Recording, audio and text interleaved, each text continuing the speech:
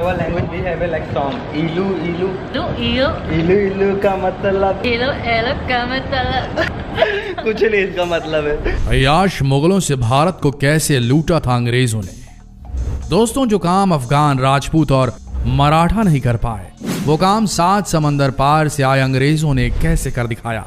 कैसे उन्होंने मुगलिया सल्तनत की नींव हिला दी थी, उन्हें तख्त से बेदखल कर दिया था। इसे समझने के लिए हमें 17वीं और 18वीं सदी में चल रहे पावर स्ट्रगल को समझना होगा। तो चलते हैं उस दौर में और जानते हैं कैसे मुगलों से भारत को लूट लिया था अंग्रेजों ने।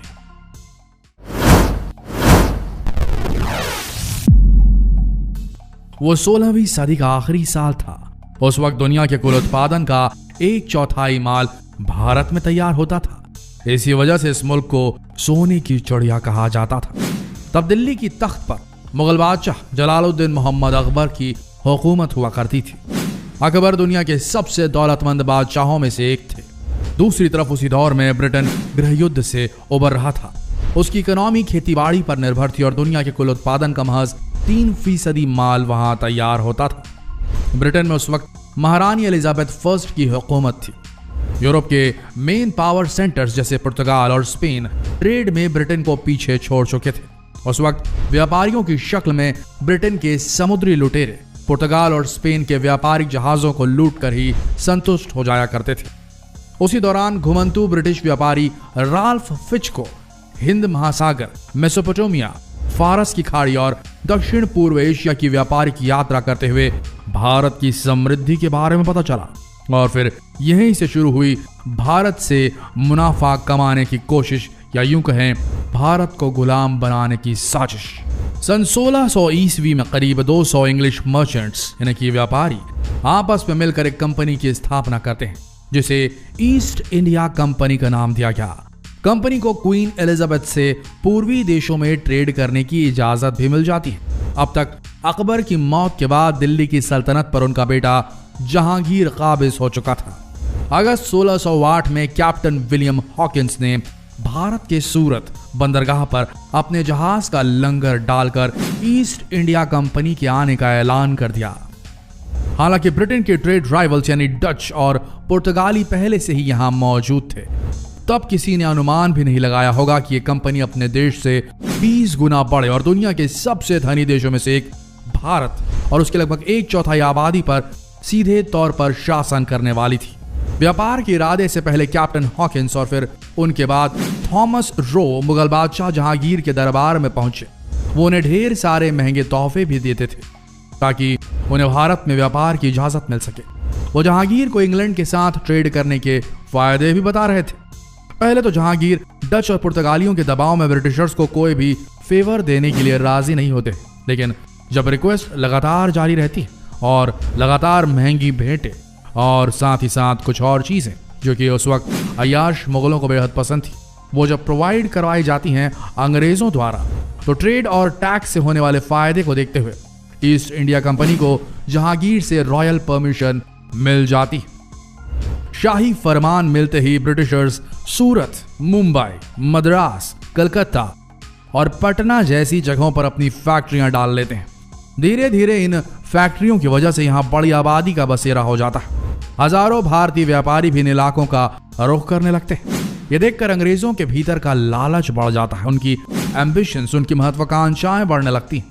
अब उन्हें लगता है कि अगर सत्ता हथिया ली जाए तो ट्रेड में मुनाफा कई गुना और बढ़ सकता है। ये सोचकर ही अंग्रेज 1686 ईस्वी में मुगल शासक औरंगजेब के खिलाफ जंग छेड़ देते हैं। हालांकि मुगलों की विशाल फौज के आगे ब्रिटिशर्स की एक नहीं चलती और वो बुरी तरह पराजित हो जाते हैं। इस हार से अंग्रेज समझ जाते हैं कि मुगलों को तख्त से बेदखल करने के लिए उन्हें डिवाइड एंड रूल वाला हथकंडा अपनाना पड़ेगा। इसके बाद वो औरंगजेब से हाथ जोड़कर माफी मांगते हैं और आगे कभी ऐसी भूल नहीं करने की कसम खाते हैं। औरंगजेब भी कुछ जुर्माना लगाकर उन्हें माफ कर देते हैं। यही माफी ब्रिटिश ईस्ट इंडिया कंपनी के लिए आगे चलकर बड़ा फायदा बन जाती है। 1707 ईस्वी में औरंगजेब के मरने के बाद उनकी गद्दी पर बैठने के लिए मुगलों में आपसी लड़ाई शुरू हो जाती है और कई कमजोर शासकों के गद्दी संभालने के कारण मुगलिया सल्तनत का डाउनफॉल होने लगता है और फिर इसी कमजोरी का फायदा उठाते हैं अंग्रेज। तनातनी के बीच कमजोर पड़ते मुगल साम्राज्य के शासक फारूक हसियार 1717 ईस्वी में ब्रिटिशर्स के लिए एक फरमान सुनाते हैं, जिसके मुताबिक एक एनुअल पेमेंट के बदले में ब्रिटिशर्स को पूरे मुगल साम्राज्य में ड्यूटी फ्री ट्रेड की इजाजत मिल जाती है। लेकिन यह बात बंगाल के नवाब को रास नहीं आती। वो बंगाल में लगी फैक्ट्रियों को राहत देने से मना कर देते हैं। इस बीच 1739 में पर्शिया के शासक नादिर शाह पर्शिया को बदहाली से निकालने के लिए भारत पर आक्रमण कर देते हैं। उस वक्त के मुगल शासक मोहम्मद शाह इस हमले के लिए बिल्कुल भी तैयार नहीं थे, जिसके कारण नादिर शाह बहुत आराम से दिल्ली तक पहुंच जाते हैं और 70 करोड़ रुपए बेशकीमती कोहिनूर हीरा और पीकॉक थ्रोन के साथ वापस पर्शिया लौट जाते हैं। जाहिर सी बात है कि इतनी बड़ी लूट से मुगल सल्तनत के रुतबे को तगड़ा नुकसान पहुंचता है, जिससे डेक्कन में मराठा और बंगाल में ईस्ट इंडिया कंपनी को मुगलों पर मनोवैज्ञानिक बढ़त हासिल हो जाती है। लेकिन अब भी ये बात सबको पता थी कि बंदूक की नोक पर मुगलों को बेदखल करना आसान नहीं था, क्योंकि पूरे देश पर इनकी हुकूमत चलती थी। सभी रियासतें इनके नीचे ही काम करती थी। इसलिए अपनी हुकूमत स्थापित करने के लिए अंग्रेजों ने सबसे पहले बंगाल के नवाब सिराजुद्दौला को तख्त से हटाने की प्लानिंग कर ली। वो अभी भी इतने ताकतवर नहीं थे कि सिराजुद्दौला को डायरेक्ट चैलेंज कर पाए, इसीलिए उन्होंने डिवाइड एंड रूल पॉलिसी पर फिर अमल किया, हिंदू मुसलमान किया। इसके लिए अंग्रेजों ने सिराजुद्दौला के सेनापति मीर जाफर को अपने साथ मिला लिया। इस काम में बंगाल के सबसे बड़े बैंकर जगत सेठ ने भी अंग्रेजों का साथ दिया था। 1757 में बैटल ऑफ पलासी को जीतने के बाद अंग्रेजों ने मीर जाफर को बंगाल के तख्त पर बैठा दिया था। 1764 में बक्सर की लड़ाई में ब्रिटिशर्स बंगाल के नवाब मीर कासिम, मुगल शासक शाह आलम II और अवध के नवाब की ज्वाइंट आर्मी को शिकस्त देने में कामयाब हो जाते हैं। इसी जीत से उन्हें ट्रीटी और इलाहाबाद के अंतर्गत बंगाल, बिहार और उड़ीसा में मुगल शासन के रेवेन्यू राइट्स मिल जाते हैं।